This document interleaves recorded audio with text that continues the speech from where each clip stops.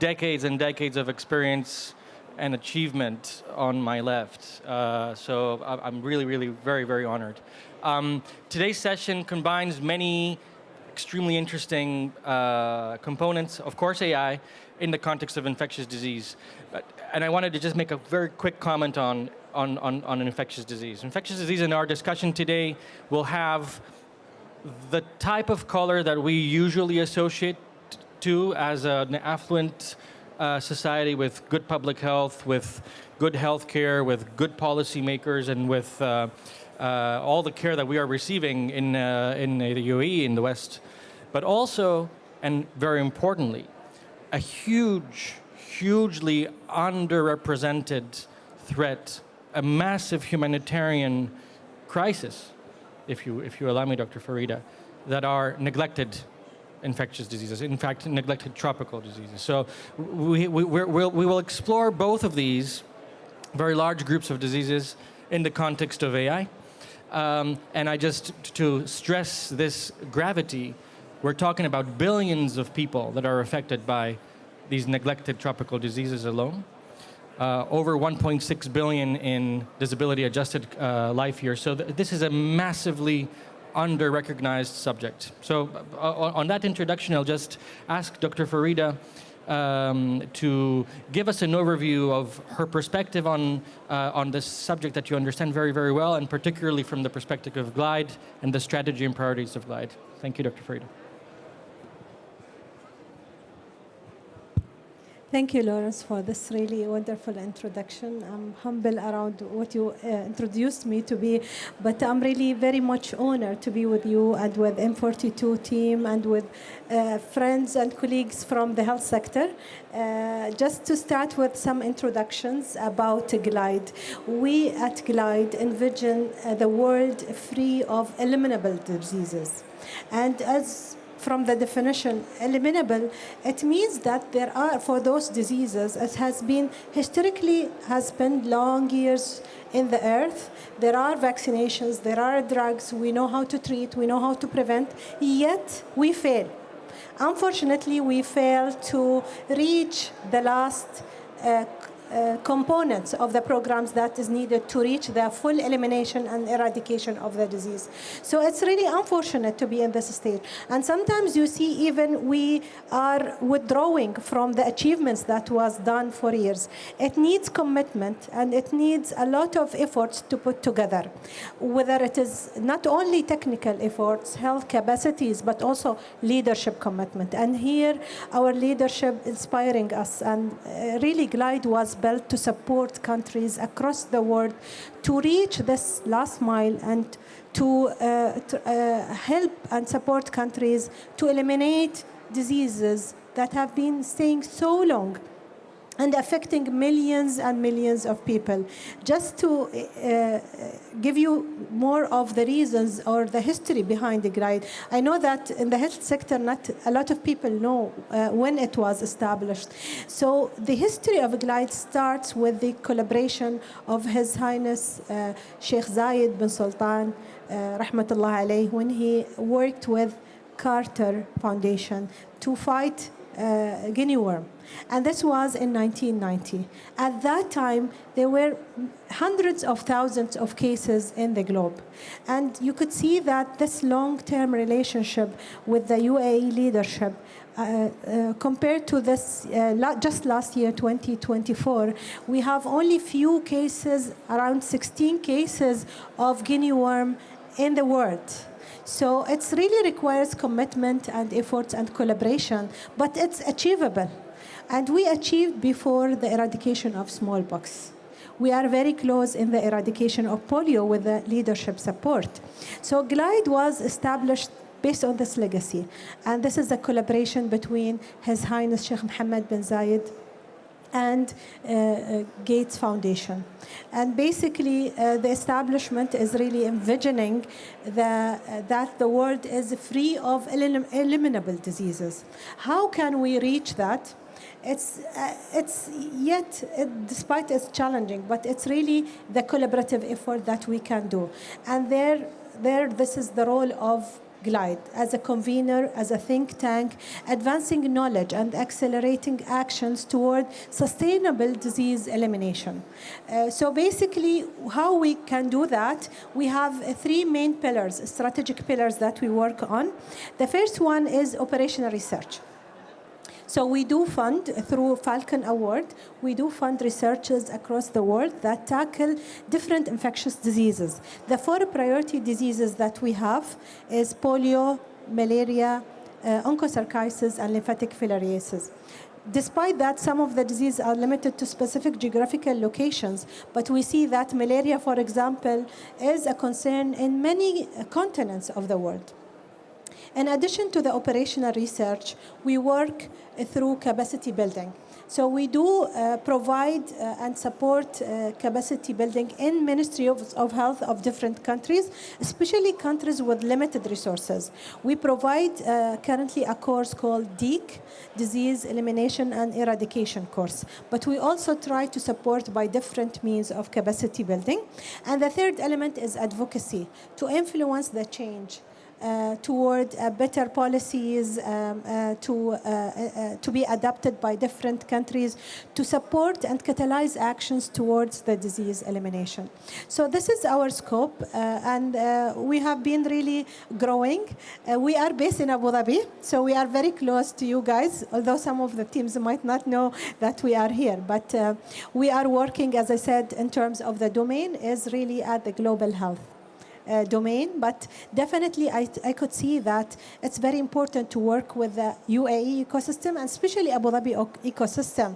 We have a lot of advancements that we are proud of to have in UAE, but also we could leverage the positivity and the strong strength that we have here, especially when it comes to the data, intelligence, AI, that we could support other countries that are lagging behind when it comes to surveillance or other elements.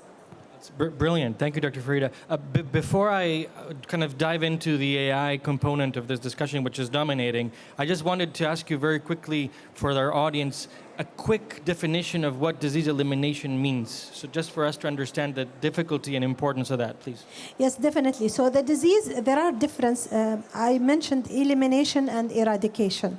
So maybe for epidemiologists, it's just a natural language, but for just the people to understand, it's trying to reduce the incidence and prevalence of diseases to almost 0 cases. And again, to reach that, it will require definitely a lot of effort, where a lot of ministries of health focus in the outbreak, where there is a spread of the disease. Usually when the disease, the cases decline, there is a little effort put on this.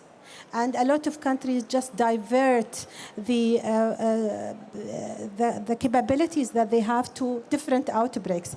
Whereas it's very important to continue the efforts until we reach the complete elimination, which is the reduction of the cases until case 0. Definitely this is not achievable in many diseases, but wherever we see that there are opportunities where there is an effective vaccine, there are medications, or any non-health interventions that we can do to eliminate. And sometimes it's really simple things that we can do, but like, for example, educating people for certain behaviors that could really bring us very close to elimination.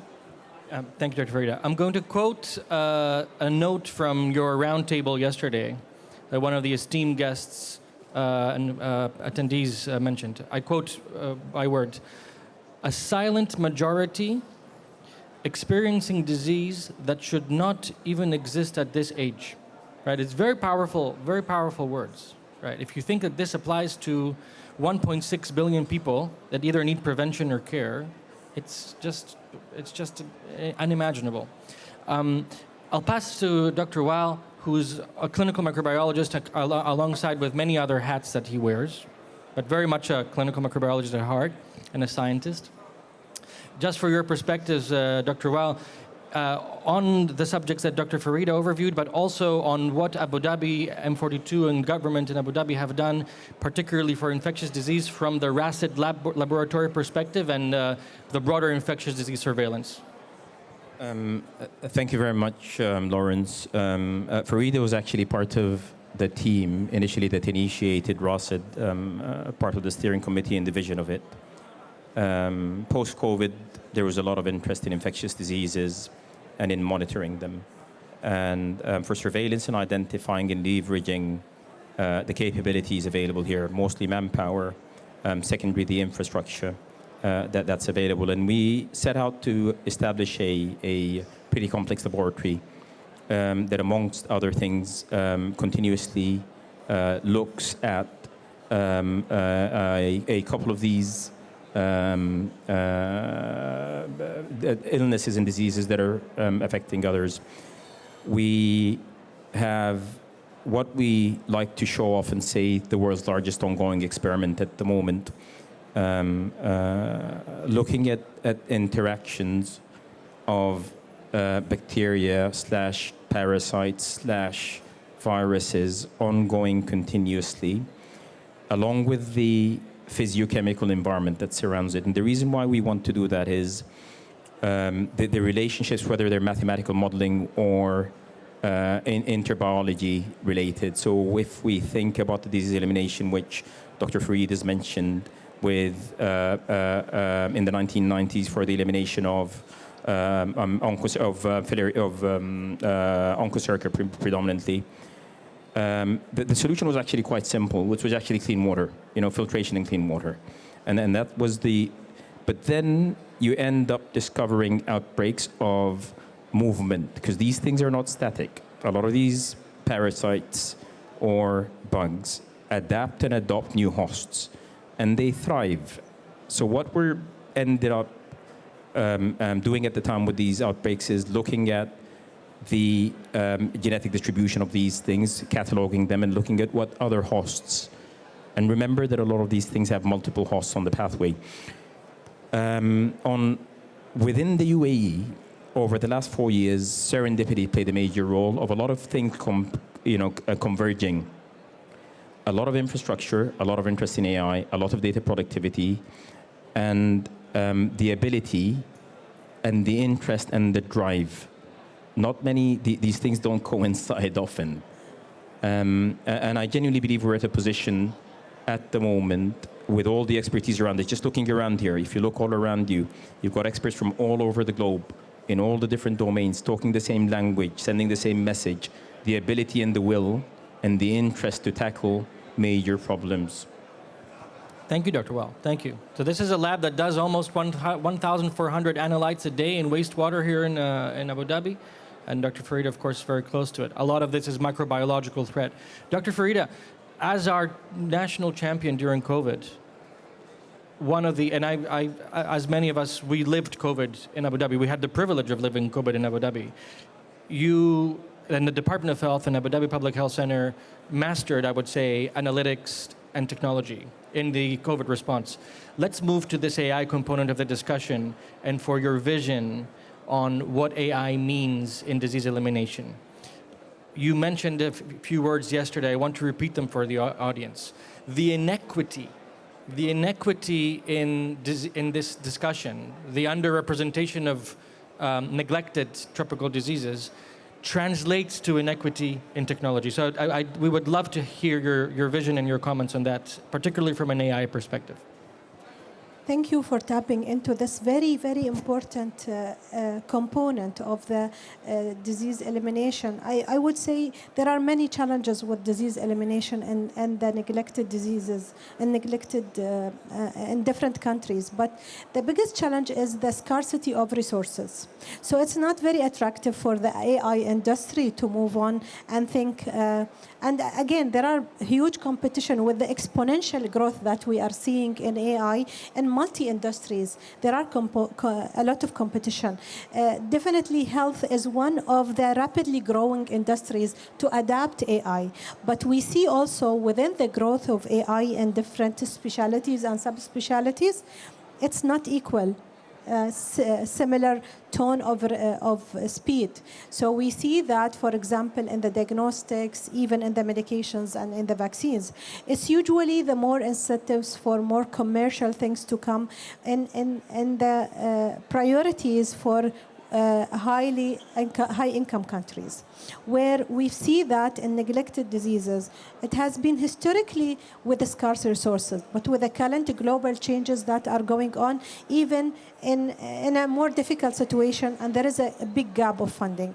UAE in a position where the UAE is leading a lot of global initiatives where we see that the AI ecosystem is growing, whether it's really about the government adoptions of different solutions and expansion and use the AI to solve some of the existing solutions, or whether it's a private sector and a lot of startups, entrepreneurs, big companies that are coming here to UAE to drive this movement of AI.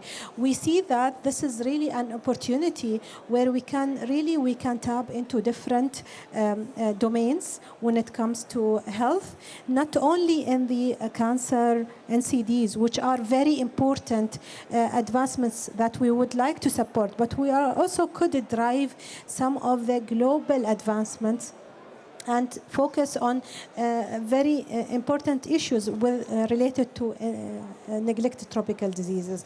So there are resources that are dedicated through different entities within UAE, Earth Zayed, Mohammed bin Zayed Foundation that is established recently, and also Glide, that we could work together. And I think really we could make the difference where we could really bring a lot of global stakeholders coming from different areas of the world, coming to Abu Dhabi, coming to UAE, learning from the examples, use cases that has been really implemented in health sector. We are here in UAE adapting a lot of new solutions here. We have a huge advancements in research and human genome research, genetics, epigenetics, where could really many countries could learn from, leverage, and also we can help building the capacity in other countries. This is really a moment that we can really achieve a lot if we work together collectively as one big team. So collaboration from an Emirati leader of your stature, the message of collaboration, of course. Allow me to say, Dr. Farida has not only done an MPH at Johns Hopkins and is a distinguished policymaker in infectious disease, and communicable disease, but also you've done, Dr. Farida, the MBZ UAI course on executive course on artificial intelligence. So I want to ask you a bit more from a slightly more technical point of view. How do you see the challenges particularly in two things, in data availability and in adoption of solutions in the countries that need this most? Well, I think first the data availability is there. It's really, especially in the UAE, I think the potential is huge. We actually have, we are, not only we have the traditional means of data, we have also wealth of data when it comes to non-traditional means of data, like the sewage water surveillance, we have the mobility data, we have the mobile data that are existing, and we have also a lot of flexibility when it comes to the regulation and access to data. So while many countries might struggle in the regulations, we see the quick adaptation for the regulation on the use of data here is available. So it's about the question of how much we could influence and use the current opportunities we have here in UAE to solve some of the solution challenges that have been for many years. It's really, we have the non-traditional means of data that could be accessed and tapped on, and integrating that in different platforms. So I see that Dr. Wael, for example, sitting on a mind of data when it comes to genetics information, different trends of infectious diseases. But how is this linked to the other components, which is the immunity and immunogenicity of the population? I think that the potential is huge. It's really about how much we have in terms of designing and incorporating different elements of non-traditional means of data into the health data that could really open new sources of information, and we could really learn new things that never existed before. So use of the historical data, but also what are the existing non-health data that we could tap in, integrate with health, and really could change what we know, change our knowledge and perceptions of different diseases to treat, cure, and also advance some of the development of medications and vaccines. So it's really about how much we could work, private and public, and NGOs as well. Powerful message on also the importance of non-health data, for example, like environmental data that you discussed also yesterday. Dr. Wael, what does this AI agenda mean for you from a public health perspective, from a wastewater and environmental surveillance perspective? And maybe if you can quickly share a couple of use cases or examples of success where you've seen AI already show some promise. So it's a lot of layers and a lot of data and a lot of different teams working together. So that's the key here. The utilization of satellite imaging, overlaying it, was actually used to track certain species of black fly that were identified as a certain. So, okay, it's a combination. It was a genomic sequencing of the black fly simulants. It was a project after the eradication of Onchocerca in a certain region, but then it popped up again. And they couldn't figure out why, because the assumption was these flies can only fly or they only transmit within a very small radius. But then it was realized that the subspecies has evolved to carry that. And these subspecies were carried on two things: new cattle or new species of deer. And that was actually followed by two things: genome sequencing and satellite imaging, because those deers had trackers on them. And then just as by simply removing these deers and cattle, there was eradication out. But that visibility and observation previously would have been based on a single person observing and looking at relationships and correlation and R coefficients and looking at variables and covariables and a lot of statistics in the meanwhile, was figured out in about 10 to 15 days. There's quite a lot of utilization at the moment with infectious diseases. For example, the current Ebola outbreak in the DRC and the Congo is monitored absolutely on time, live, based on data and movement of populations using both satellite images and tracking of the data and infections across and to boundaries. So once a case is detected, people are looking at satellite images of human population movement. And there's a lot of other images where we utilize this type of data. With regards to the neglected tropical diseases, we all understand that they may be easier to tackle should we leverage all of this data and all of this learning that is available to us. Thank you, Dr. Wael. Let's close with Dr. Farida. Dr. Farida, I wanted to ask you to share with our audience, if you wish, Doctor, and with the broader ecosystem, local and global, your advice to the researcher, your advice to the startup, generally your advice on how we can accelerate this AI equity and how we can support the Glide vision into this very important agenda. Thank you for this session that has been really very useful to also learn about your current potentials and also what you see in terms of where your vision when it comes to the current lab. But also from Glide perspective, we see that the potential is huge when it comes to supporting, leveraging, and working very closely with different stakeholders here in UAE and to drive some of the global health agenda, supporting other countries in the capacity building, exchanging of knowledge, and some of the use cases of different technology, or also revamping certain solutions that are happening here in UAE that will change the healthcare industry, not only limited to our country or our region, but also at the global health domain. Thanks a lot. Thank you very much to both. Please join me in thanking our panelists today for this lovely discussion. Thank you.